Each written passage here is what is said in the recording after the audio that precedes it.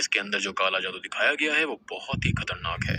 इस मूवी का नाम है the story of the land of हावा पोचोंग गुंदूल। ये मूवी फिलहाल प्राइम वीडियो पर अवेलेबल है, लेकिन आपको खाली इंग्लिश में सबटाइटल्स मिल पाएंगे, हिंदी भाषा भी अवेलेबल नहीं है। लेकिन अगर आप जाकर देखना चाहते हैं तो देख सकते हैं, क्योंकि इस मूवी की IMDb rating 6.7 stars out of 10 है, जो कि काफी अच्छी है।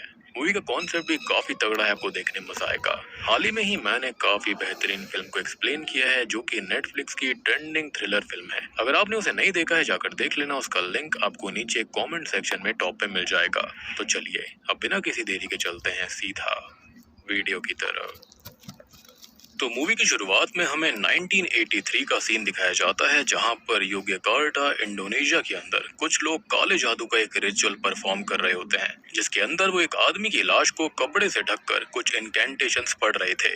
अब इसके बाद में सीन 13 साल बाद का दिखाया जाता है, यानी कि 1996 का, जहां पर हम घर के अंदर हाउ और उसके ग्रैंडपा हारी को देखते हैं, जो कि हाउ को एक बहुत ही पुराना कागज दिखा रहे होते हैं जिस पर कुछ लिखा हुआ था।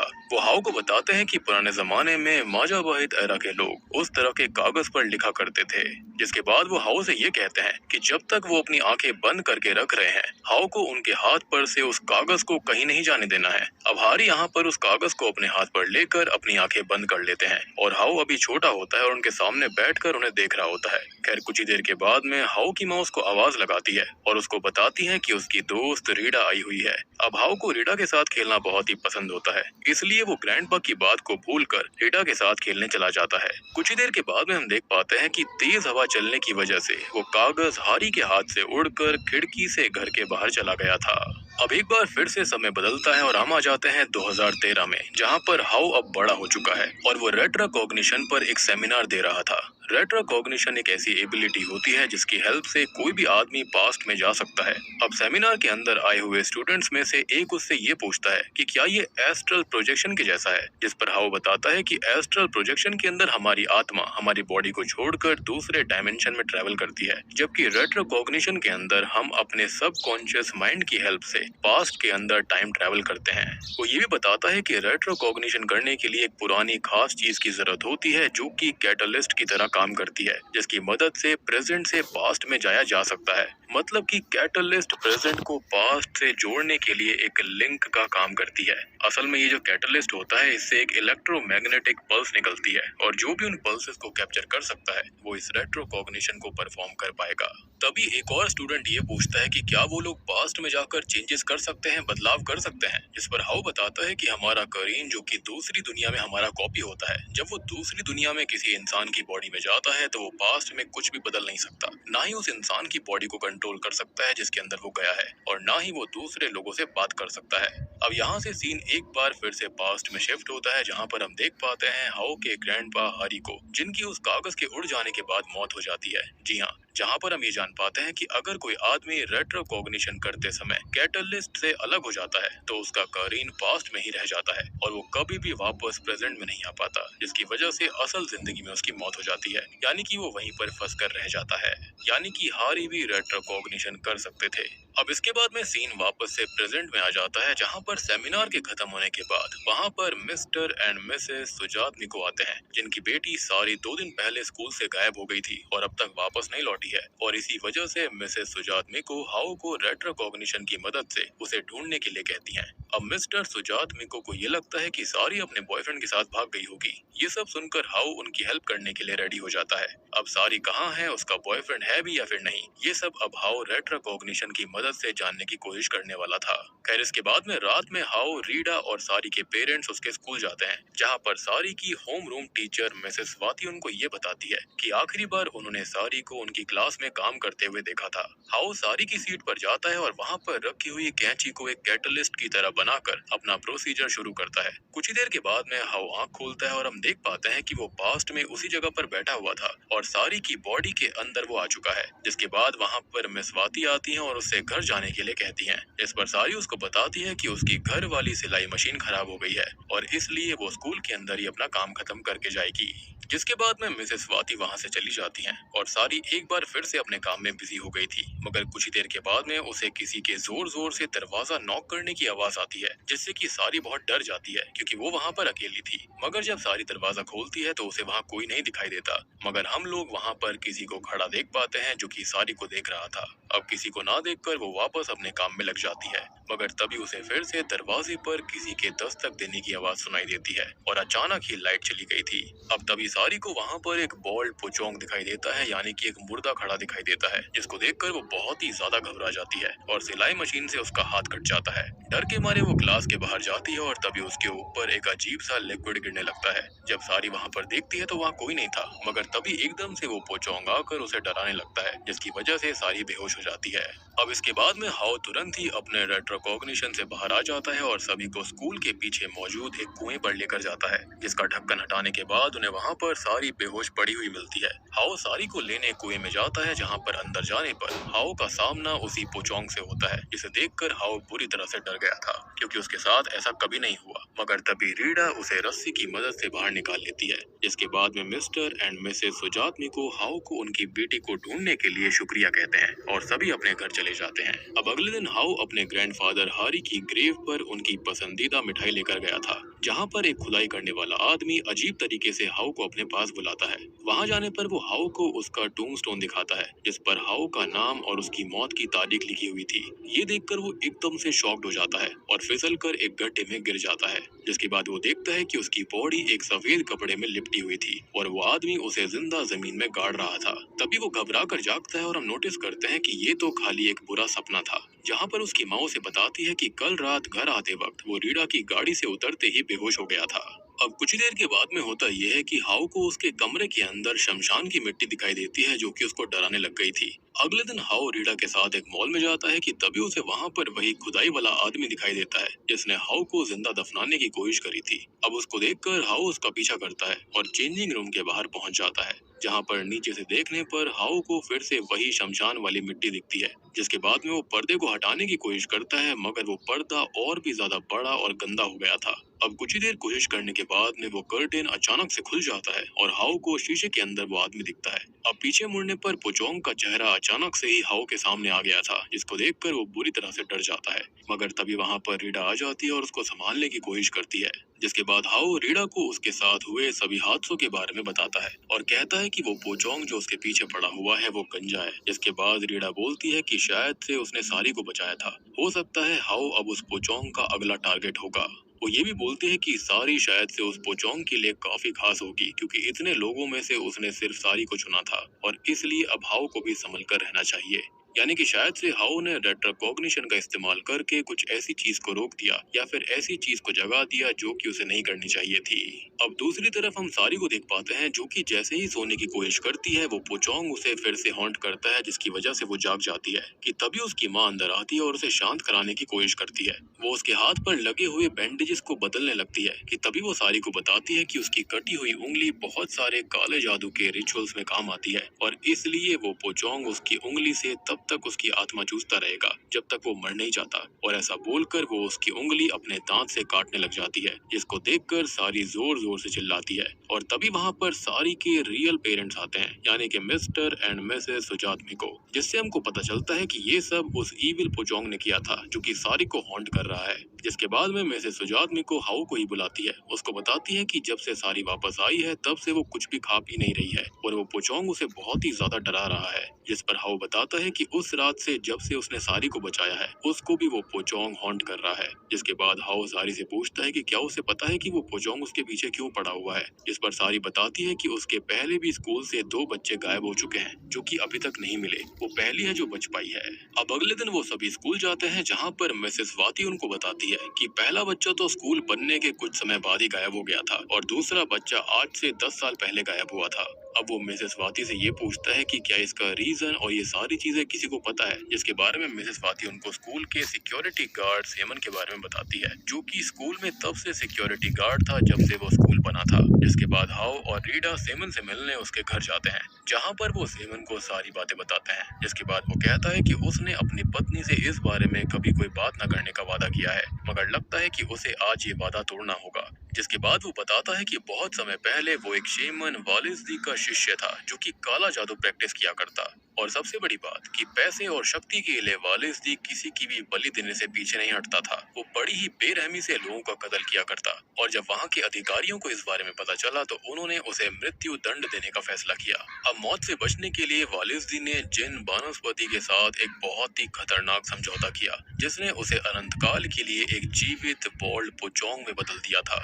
अब ये सब जानने के बाद हाओ सेमन से उसकी मदद करने के लिए कहता है, जिस पर सेमन मना कर देता है। जिसके बाद हाओ और रीडा वहाँ से चले जाते हैं। अब रास्ते में हाओ रीडा से कहता है कि वो अपने रेट्रोकॉग्निशन की मदद से कोई रास्ता निकालने की कोशिश करेगा। जिस पर रीडा कहती है कि हर प्रॉब्लम का सॉल्यूशन रेट्रोकॉग्निशन नहीं होता है क्योंकि ये बेहद खतरनाक है। हाओ को भी ये सोचना चाहिए कि अगर इन सब में सेमन को कुछ हो गया तो उसकी बेटी रिस्मा का क्या होगा। और अब इन सब चीजों में वो हाओ का साथ नहीं देगी, ये बोलकर वो वहाँ से चली जाती है। वहीं दूसरी तरफ सेमन उन्हें ढूंढते हुए वहाँ पर आता है। असल में सेमन को गांव के लोग एक बुरा आदमी माना करते थे, इसलिए वो हाओ की मदद करके एक अच्छा काम करना चाहता था। ऑब्वियस सी बात है, वो वालिस्दी का शिष्य हुआ करता था, जिसके चलते उसकी जो इमेज थी वो गांव के अंदर अच्छी नहीं थी और उसे सुधारने का एक मौका मिल रहा था। जिसके बाद वो दोनों सारी के स्कूल जाते हैं, जहाँ पर रास्ते में सेमन हाओ को बताता है कि वो स्कूल वालिस्दी की कब्र पर बना हुआ है। हर 10 साल में वालिस्दी को एक इंसान चाहिए रहता है जिसकी आत्मा वो उसकी उंगलियों से चूस कर वापस ताकतवर हो जाता है। और यही चीज वो काफी समय से करता आ रहा है, जिसके चलते वो अमर हो गया है। सेमन ये भी बताता है कि वालिस्दी अपना शिकार उन्हीं लोगों को बनाता है जो कि उसके हावानीज बर्थ डेट पर पैदा हुए थे, जो कि क्लेवॉन ट्यूसडे है। जहाँ पर हाओ बोलता है कि उसका बर्थडे भी क्लेवॉन ट्यूसडे को ही आता है, जहाँ से हम समझ पाते हैं कि सारी और बाकी दो बच्चों का बर्थडे भी उसी दिन रहा होगा, जिसकी वजह से ही पोचोंग उनके पीछे पड़ गया था। और यहाँ पर जब भी मैं पोचोंग बोलूंगा तो आप समझ जाना कि ये वही ब्लैक मैजिक प्रैक्टिशनर वालिस्दी है। खैर सेमन बताता है कि उसे तभी कुछ कर देना चाहिए था जब वो पोचोंग जिंदा हुआ था, मगर वो अपनी गलती को अब सुधारने की कोशिश करेगा। तभी अचानक से ही रेडियो से आवाज आने लगती है कि उनका समय खत्म होने वाला है। जिस पर हाओ रेडियो ऑफ कर देता है कि तभी गाड़ी की बैक सीट से अजीब आवाजें आने लगती हैं। और जैसे ही हाओ बैक सीट को खोलता है उसे वहाँ कोई नहीं मिलता। अब वापस आकर जब हाओ गाड़ी शुरू करने वाला होता है तो वो शुरू नहीं होती कि तभी अचानक हाओ को वालिस्दी पीछे खड़ा हुआ नजर आता है, मगर वो तुरंत गायब भी हो गया था। जिसके बाद वो कार की सनरूफ को तोड़कर अंदर घुसने की कोशिश करता है, मगर तभी कार शुरू हो जाती है और वो लोग वहाँ से भाग जाते हैं। मुझे लगता है यहाँ पर हाओ के ग्रैंडफादर की स्पिरिट शायद उनकी हेल्प कर रही हो। खैर अब स्कूल पहुंचकर सेमन बैक सीट से खोदने का सामान निकालने जाता है, पर जैसे ही वो बैक सीट को ओपन करता है वहाँ पर मौजूद वालिस्दी उसके मुंह पर एसिड थूक देता है, जिसकी वजह से उसका पूरा चेहरा जल गया था।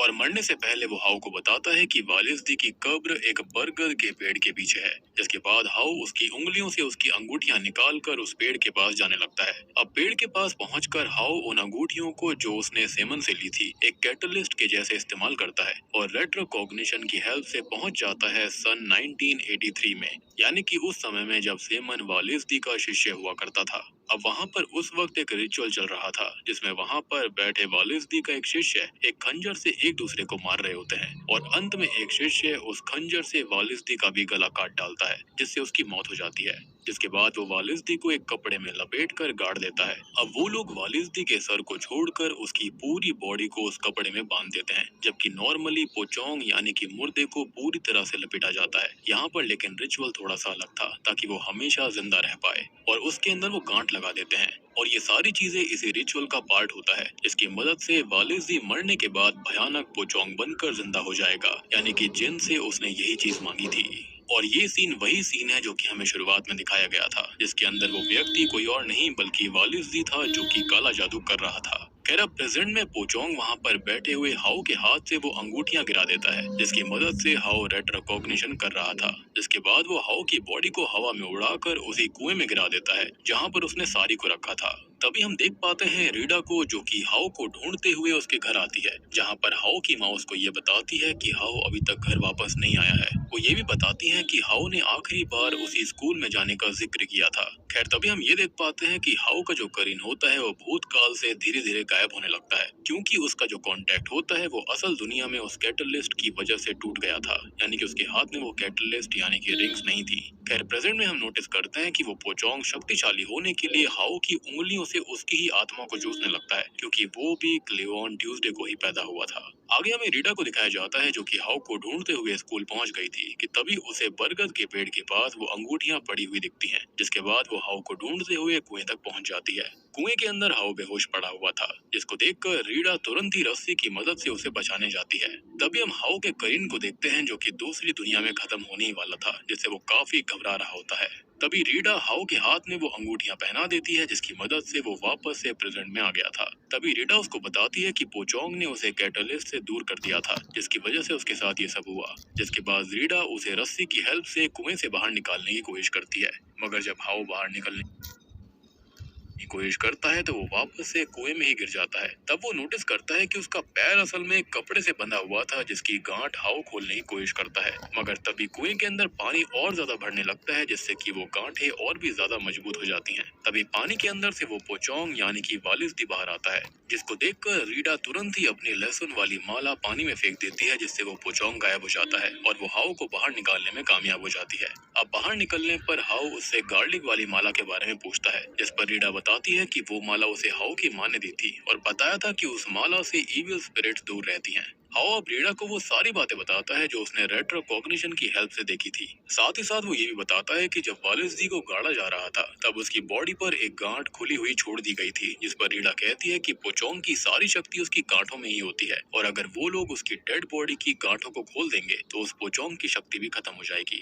अब हम देख पाते हैं कि हाउ और रीडा नमक का घेरा बनाकर वालिस्दी की कब्र को खोदना शुरू करते हैं और उस नमक के घेरे की वजह से पोचोंग उन लोगों तक नहीं पहुंच पा रहा था। इसी बीच उन लोगों को वालिस्दी की कब्र भी मिल जाती है, जिसको देखकर वो शॉक्ड रह जाते हैं, क्योंकि वालिस्दी की बॉडी इतने समय बाद भी बिल्कुल वैसी ही होती है जैसे कि वो अभी मरा ही ना हो, क्योंकि उसने आत्मा चूसनी शुरू कर दी थी और वो ये काम पहले से करता आ रहा था। अब रीडा को वालिस्दी के सर के नीचे एक खंजर दिखाई देता है। ये वही खंजर था जिससे वालिस्दी को मारा गया था। अब हाउ उस खंजर की मदद से वालिस्दी की बॉडी की गांठों को खोलने की कोशिश करने लगता है कि तभी मौसम खराब हो जाता है और रीडा नोटिस करती है कि उसका बनाया हुआ नमक का घेरा मिटने लगा है। जिसके बाद वो फिर से उसे बनाने की कोशिश करती है, मगर तभी वालिस्दी जिंदा हो जाता है और हाउ को अपने साथ कब्र में खींच लेता है और वो कब्र मिट्टी से ढक जाती है, जिससे रीडा बहुत घबरा जाती है। और आपको याद होगा कि ऐसे ही नाइटमेयर्स उसको आ रहे थे, यानी कि वो व्यक्ति जो बार बार वहाँ पर घूम रहा था वो कोई और नहीं बल्कि वालिस्दी ही था, जो कि उसको उसकी फ्यूचर फोरसाइट दिखा रहा था कि अगर उसने ऐसा किया, यानी कि अगर उसने किसी को बचाने की कोशिश करी तो उसका क्या हाशर होगा।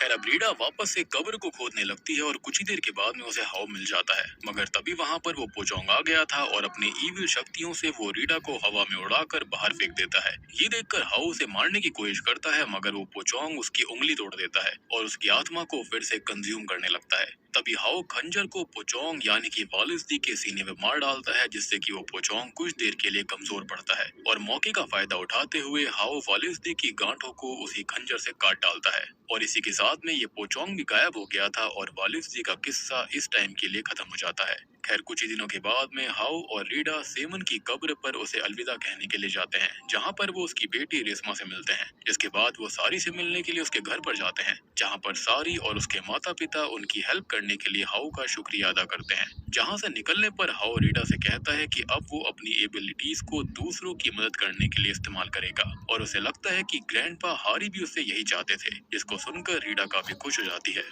और बूम, इसी के साथ में ये मूवी यहीं पर खत्म हो जाती है। तो दोस्तों ये थी इस फिल्म की कहानी। उम्मीद करता हूँ कि आपको पसंद आई होगी। बेसिकली जिन्स का इस्तेमाल करके, काले जादू का इस्तेमाल करके यहाँ पर वालिस्दी ने खुद को एक पोचोंग में कन्वर्ट कर दिया, या फिर ये कहें कि एक भयानक जिन में कन्वर्ट कर दिया था, जिसकी मदद से वो यहाँ पर सबके सामने आ पा रहा था। ये स्कूल भी उसकी कब्र के ऊपर बनाया गया था ताकि उसको कभी भी शिकार मिलने में दिक्कत ना आए। वो दूसरों की आत्मा को, यानी कि जो क्लियोन ट्यूसडे के दिन पैदा हुए थे, उनकी आत्मा को कंज्यूम करके इतने टाइम तक जवान रह रहा था, खुद को जिंदा रख रहा था। और मुझे लगता है कि जो हाउ के ग्रैंडपा थे यानी कि हारी थे, वो इसी गुत्थी को सुलझाने की कोशिश कर रहे होंगे, जिसके चलते उनकी मौत हो गई होगी। तो उम्मीद करता हूँ कि आपको ये मूवी और एक्सप्लेनेशन